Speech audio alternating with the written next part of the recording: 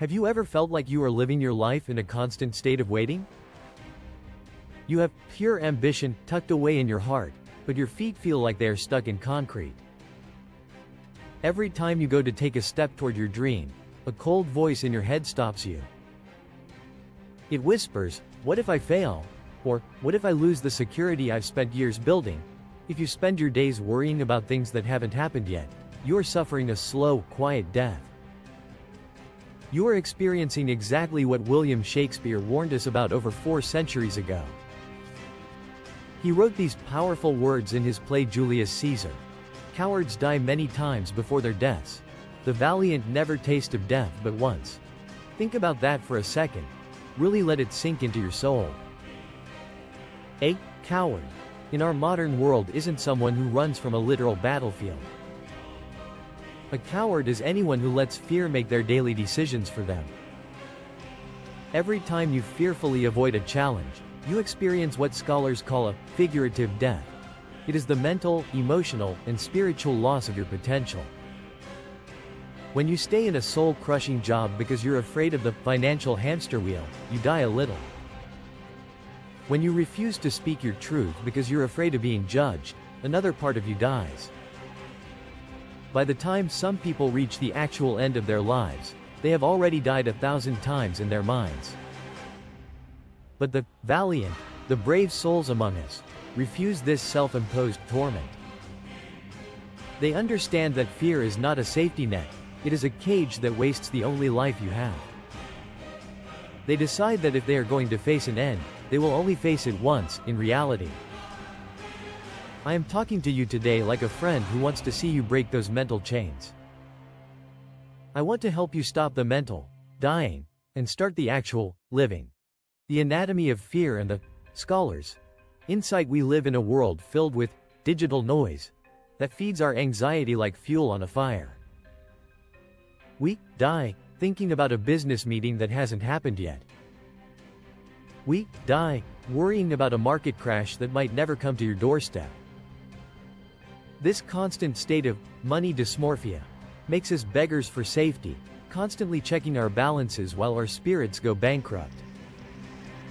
But Caesar tells, "Of all the wonders that I yet have heard, it seems to me most strange that men should fear." He saw death as a necessary end that will come when it will come. The scholar understands that if the end is unavoidable, it is illogical to waste the now being afraid of it. Why let the heavens stay silent over your life while you are still breathing? Shakespeare gives us another deep truth. When beggars die, there are no comets seen.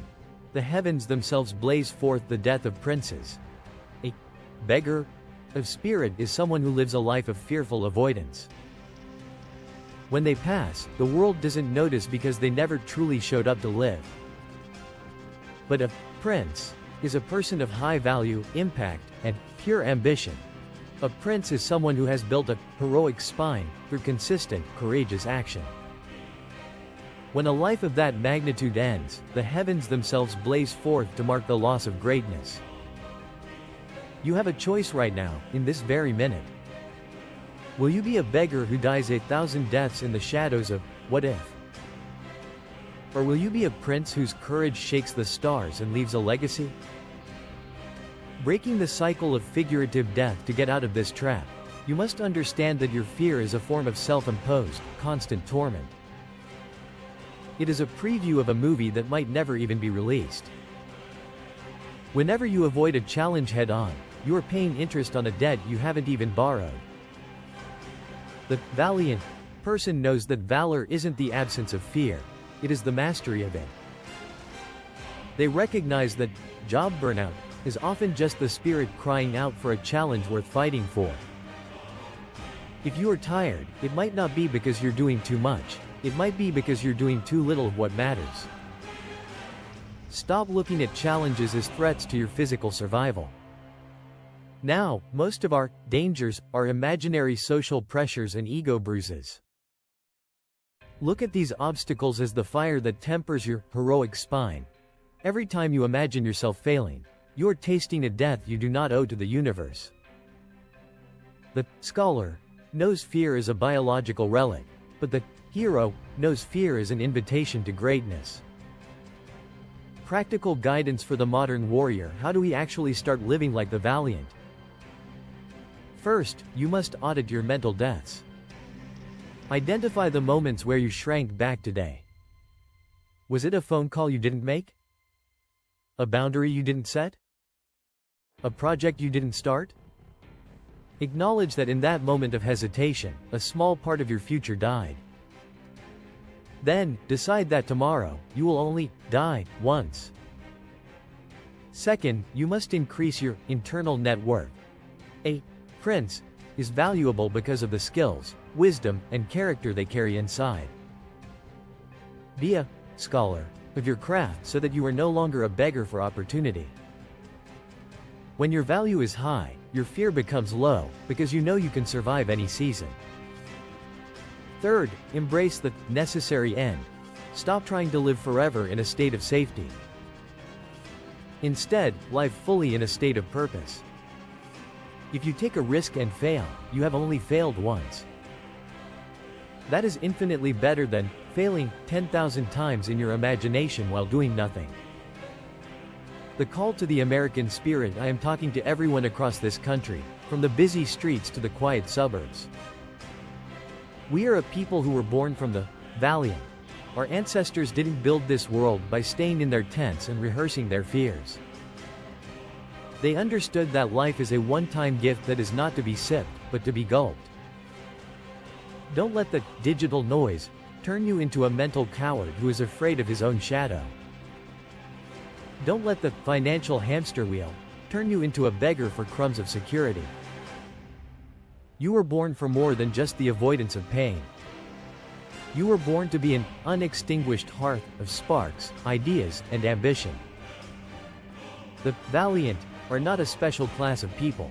They are just people who decided to stop dying before their time. They decided that the emotional pain of regret is worse than the physical pain of effort. Your final decision. Shakespeare wasn't just writing a script for a play. He was writing a manual for the human soul. He was telling us that life is too short to spend it trembling behind a curtain. Cowards die many times before their deaths. Read that again. Stop dying today. Stop being the director of your own tragedies in your head. Stop being a beggar who is afraid to ask the world for the greatness you deserve. Stand up straight. Align your heroic spine. Decide that you will be a prince of your own destiny starting now. Live so bravely and so fully that when you are gone, the world actually feels the silence. Live so that the comets have a reason to blaze across the sky. You only have one physical death at the end of the road. Do not waste your years having thousands of fake ones along the way.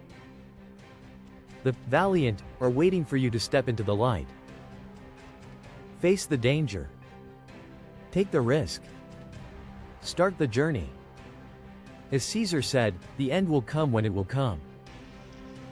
Until then, your job is to be the most alive person in the room. The valiant never taste of death but once. Make that one death the only one you ever know.